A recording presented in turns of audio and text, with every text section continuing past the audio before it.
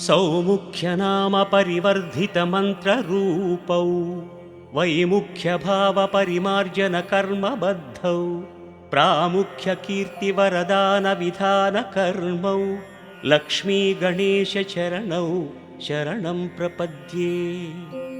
श्रेष्ठैकदन्तगजरूपनिजानुभाव्यौ गोष्ठीप्रपञ्चितपुनीतकथाप्रसङ्गौ प्रोष्ठप्रदायकसमुन्नतभद्ररूपौ लक्ष्मीगणेशचरणौ शरणं प्रपद्ये।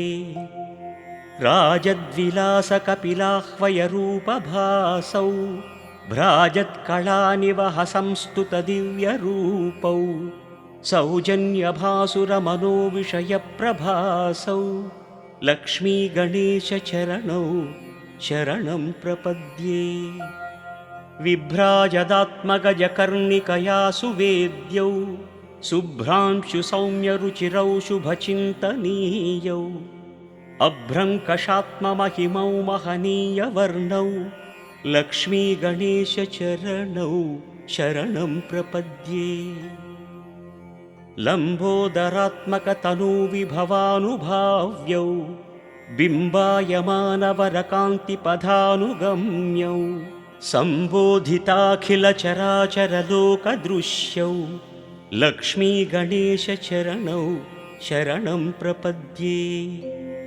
दुष्टासुरेषु विकटीकृतनैजरूपौ शिष्टानुरनचणौ शिखरायमाणौ सृष्टिस्थितिप्रलयकारणकार्यमग्नौ लक्ष्मीगणेशचरणौ शरणं प्रपद्ये।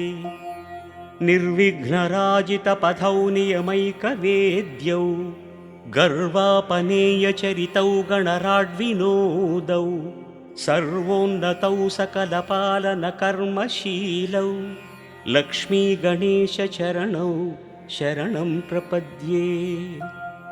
गाणाधिपत्यपदवीप्रविभक्तदीपौ प्राणप्रदानकुशलौ प्रविलासभावौ